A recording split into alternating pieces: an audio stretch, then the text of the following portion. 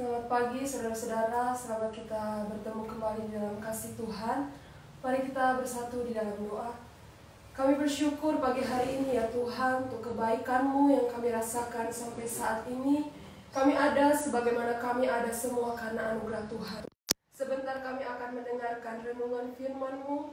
Biarlah firman-Mu boleh menjadi kekuatan baru bagi kehidupan kami Tuhan. Terima kasih Bapa, urapi hamba-Mu yang akan menyampaikan kebenaran firman-Mu. Biarlah otoritas Allah bekerja atas hamba-Mu. Terima kasih Tuhan. Kami telah berdoa dan bersyukur di dalam nama Tuhan Yesus Kristus. Haleluya. Amin.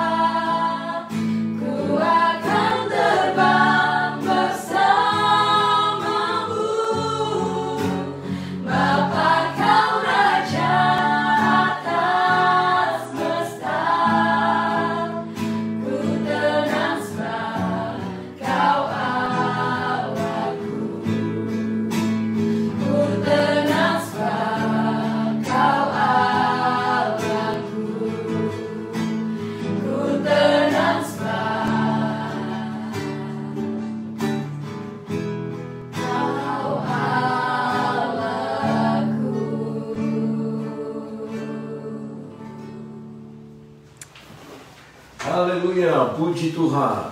Demikianlah nyanyian yang kita baru dengar di saat badai bergelora. Tuhan selalu menaungi kita, menjaga kita. Pada pagi hari ini saya ingin menyapa saudara dan membaca satu kisah di dalam Injil Markus pasal 4 ayat 35 sampai 41 yang demikian bunyinya. Pada hari itu, waktu hari sudah petang, Yesus berkata kepada mereka, "Marilah kita bertolak ke seberang."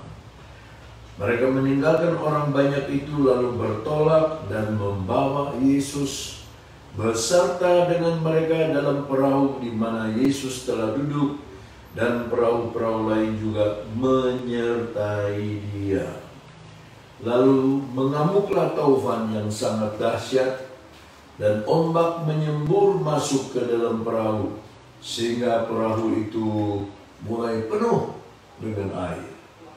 Pada waktu itu Yesus sedang tidur di buritan di sebuah tilam. Maka murid-muridnya membangunkan dia dan berkata kepadanya, "Guru, engkau tidak peduli kalau kita binasa?"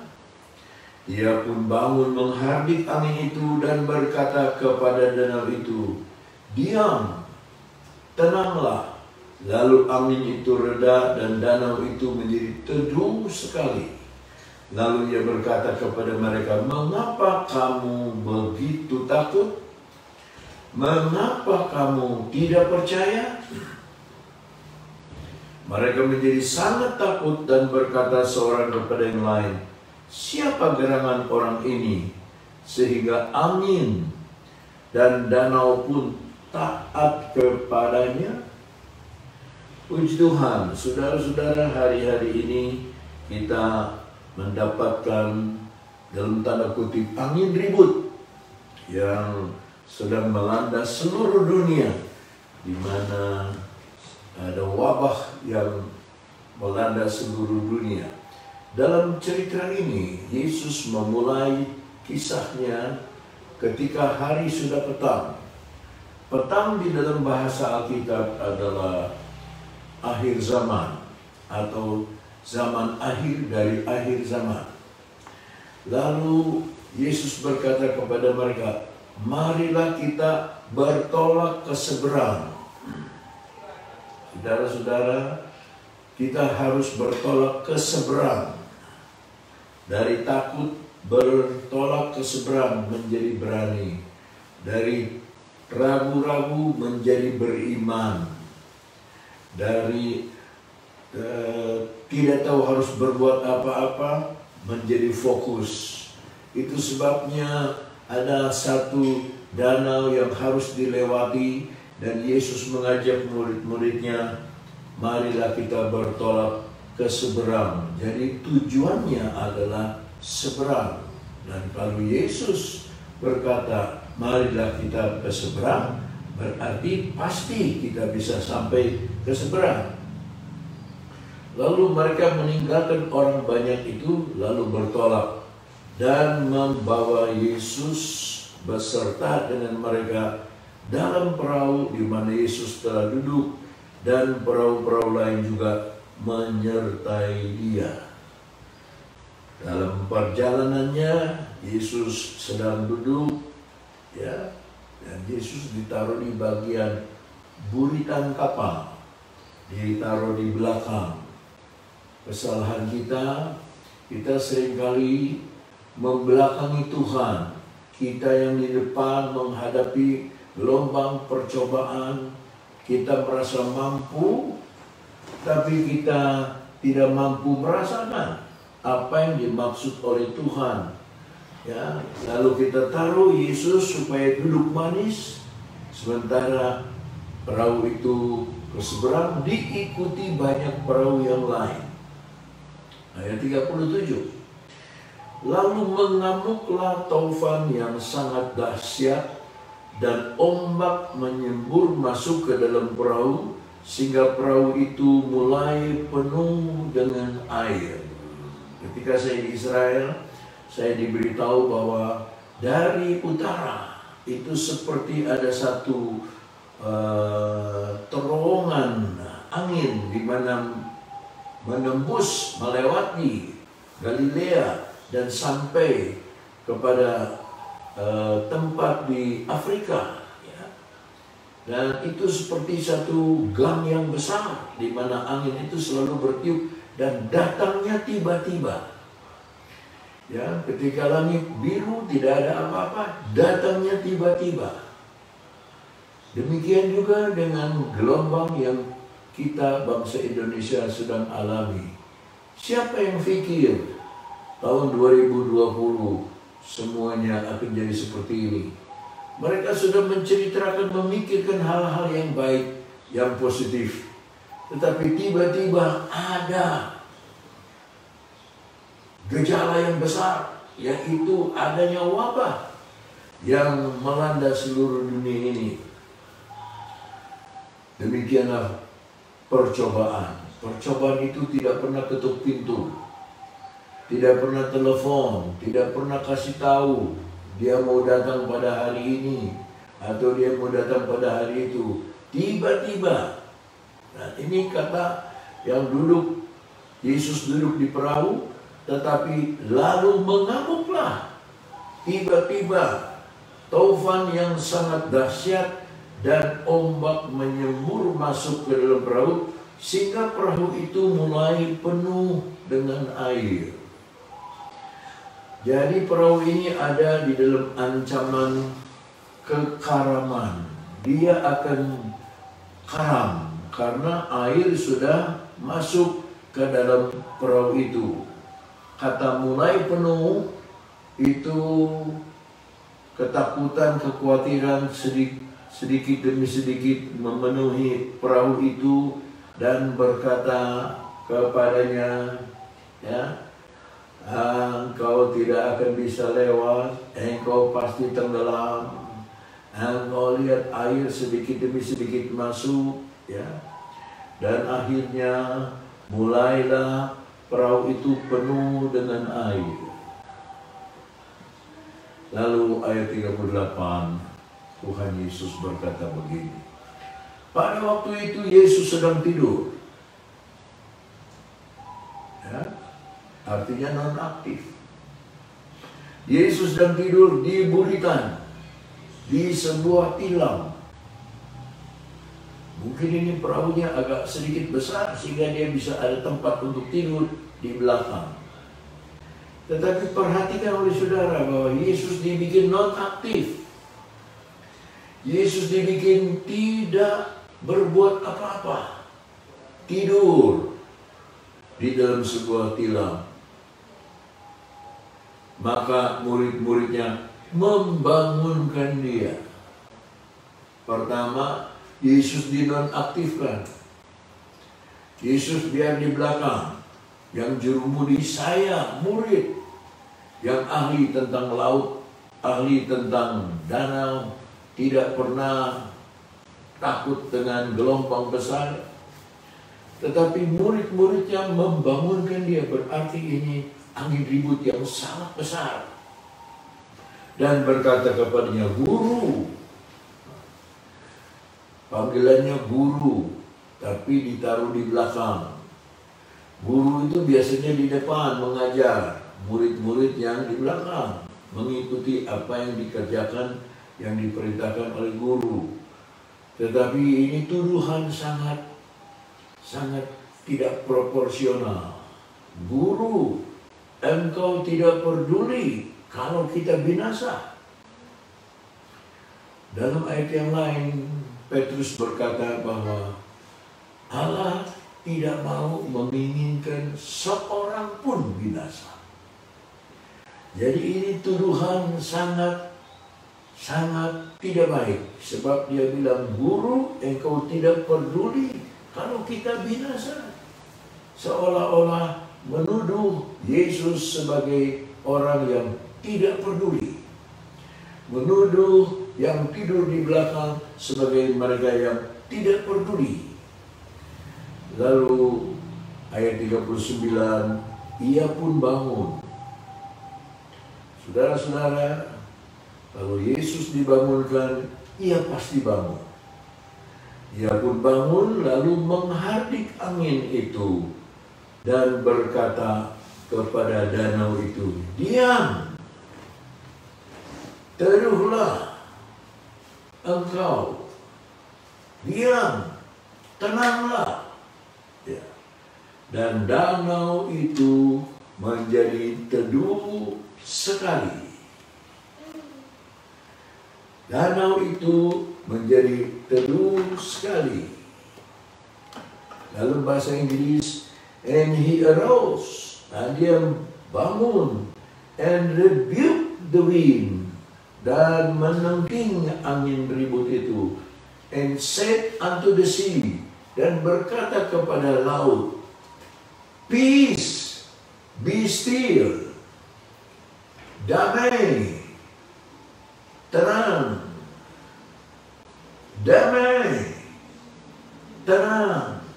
Di dalam bahasa Yunani, hanya dalam ayat inilah kata damai disalib dengan bahasa yang luar biasa. Biasanya damai disalin dengan kata eirene, tetapi hanya satu di dalam ayat ini. Damai ditulis dengan kata siopau. Siopau artinya damai dari luar sampai ke dalam. Damainya Tuhan dari luar sampai ke dalam, menenangkan apapun juga. Jadi ketika Yesus berkata peace, yang tenang pertama adalah murid-muridnya, yang tenang kedua adalah angin ribut itu. Jadi ketika kita berkata siopau, dia berkata bahwa damai, tenanglah. Lalu ditulis and the wind ceased, dan angin pun redalah. And there was a great calm. Itu ada satu ketenangan yang besar. Tadi ribut yang besar. Sekarang ada tenang yang besar. Dari gelombang yang mengharu-birukan perahu, tetapi sekarang tiba-tiba tenang yang besar. Saudara-saudara, Yesus berkata kepada mereka, kenapa kamu begitu takut? Bagaimana engkau tidak punya iman? Bahasa Indonesia berkata, kenapa engkau tidak percaya? Dalam bahasa Inggris dikatakan, kenapa engkau tidak punya iman? Saudara-saudara sekalian, kita seringkali merasa dalam tanda kutip lebih pintar daripada pencipta kita. Kita merasa lebih hebat, lebih kuat daripada pencipta kita. Tetapi sekarang di tengah angin ribut, baru nampak siapa yang percaya dan siapa yang tidak memiliki iman. Maka itu saudara, saya angkat hati saudara, saya angkat keadaan saudara untuk jangan takut. Dengan apapun masalah yang ada di dunia, tidak ada persoalan yang tidak ada jawabannya. Tidak ada masalah yang tidak ada jalan keluarnya. Itu sebabnya ketika Yesus berkata, siopau, peace, damai, siopau, tenanglah, maka seluruh angin ribut itu menjadi great calm, ketenangan yang besar. Ya, kenapa kamu tidak mempunyai iman? Lalu ayat 41, dan mereka takut, dengan sangat takut, dan berkata seorang kepada yang lain, siapa gerangan orang ini sehingga angin dan danau pun takluk kepadanya. And they feared exceedingly, dan mereka takut dengan luar biasa takut. And said one to another, what manner of man is this? Orang macam apa ini? Sehingga angin dan laut pun menurut kepadanya. Saudara-saudara, dalam sejarah manusia tidak ada manusia bisa menghentikan angin ribut. Kenapa Yesus bisa menghentikan angin ribut dengan hanya satu kata? Siopau, peace, damai. Karena dialah pencipta langit bumi ini. Dialah yang membuat manusia. Dialah pencipta di atas segala ciptaannya. Tidak ada satupun makhluk yang luput dari ciptaannya. Dari binatang yang besar sampai kepada kuman yang kecil, yang hidup, yang kita tidak bisa nampak. Nah, sekarang saudara sedang ada gelombang di seluruh dunia mengganggu ekonomi, mengganggu keamanan, mengganggu ketenangan, mengganggu ketentraman, mengganggu kebebasan, mengganggu ekonomi kita. Uang masuk jadi kurang, seolah-olah kita tidak ada. Pagi ini saya baca di berita media sosial bahwa seorang dokter minta kepada Presiden untuk mengadakan keadaan darurat, karena kalau tidak korban akan bertambah banyak. Saudara-saudara sekalian, apapun yang akan terjadi, perintah pemerintah kita harus taati, perintah Tuhan kita harus taati. Tapi yang penting hati saudara, jangan sampai ada gelombang, jangan sampai goncang, jangan sampai iman kita goyah. Tapi percayalah tetap kepada Yesus, karena Dialah yang berkata, "Syobal, tenanglah, peace, be peace." Dan terima kasih saudara-saudara, sampai kita ketemu di hari yang akan datang. Mari kita berdoa bersama-sama. Ya Bapa kami dalam surga, hanya Engkau yang sanggup menyurutkan gelombang, menghardik angin ribut, terutama angin ribut yang ada di dalam hati kami masing-masing. Hanya Engkau yang bisa berkata, "Diam, tenanglah." Tuhan, jiwa kami, roh kami serahkan kepadamu. Kiranya Engkau membuat kami tenang di dalam Engkau. Terima kasih. Dalam nama Yesus Kristus kami sudah berdoa. Haleluya. Amin. Selamat pagi, sampai ketemu di lain kesempatan.